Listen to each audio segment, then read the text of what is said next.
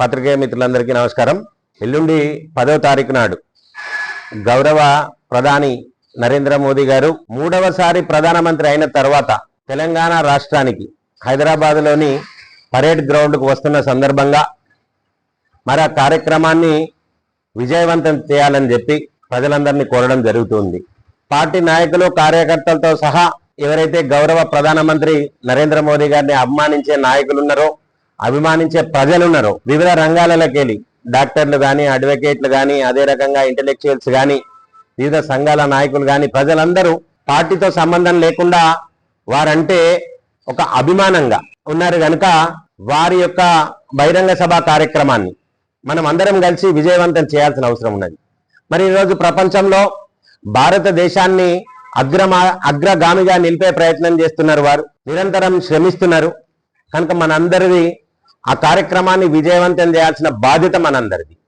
కనుక ప్రజలందరూ మమేకమై ఎల్లుండి జరిగే కార్యక్రమాన్ని 10వ తారీఖు సాయంత్రం 4 గంటలకు జరిగే కార్యక్రమాన్ని పెద్ద ఎత్తున ప్రజలందరూ భాగస్వామి అయి విజయవంతం చేయవలసిందిగా కోరుతున్నాం. మరి వారు వచ్చినప్పుడల్లా ఏదో ఊరికే వస్తూ ఊరికే పోరు.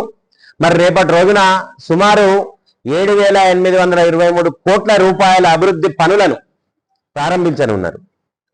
రాష్ట్రంలో చాలా అభివృద్ధి కార్యక్రమాలు కేంద్ర ప్రభుత్వం ద్వారా నడుస్తూ ఉన్నాయి. ఇప్పుడు ఈరోజు రైల్వే రంగాన్ని చూసినట్టయితే రైల్వే రంగంలో 85,000 కోట్ల రూపాయల పనులు సాగుతూ ఉన్నాయి. మరి అవి సుమారుగా 70-80% పూర్తి కావస్తూ ఉన్నాయి. మరి కేంద్ర ప్రభుత్వం రాష్ట్రాల అభివృద్ధికి నిధులను కేటాయిస్తూ ఉంది.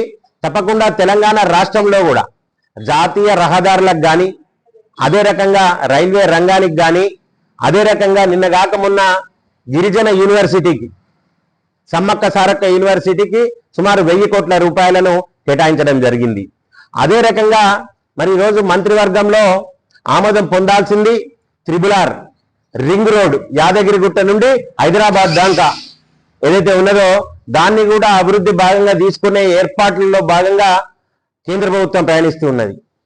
కనుక ప్రజలందరూ తప్పకుండా ఏదైతే నరేంద్ర మోదీ గారి కార్యక్రమం ఉన్నదో దాన్ని విజయవంతం చేయాలా. రాజన్న సిరిసిల్ల జిల్లాలో ఉన్న ప్రతి వ్యక్తి దేశ భద్రతలో కానీ, హిందువుల ఐక్యతలో కానీ, దేశాన్ని ముందుకు తీసుకుపోయే క్రమంలో కానీ వారు చేస్తున్న సేవలకు దాన్ని విజయవంతం చేయాల్సిన బాధ్యత మన అందరిపైన ఉందని తెలియజేస్తూ పత్రికా ముఖ్యుల ద్వారా మీ అందరికీ ఆహ్వానాన్ని పలుకుతూ ఈ కార్యక్రమాన్ని విజయవంతం చేయాల్సిందిగా కోరుతున్నాను. భారత్ మాతాకి జై.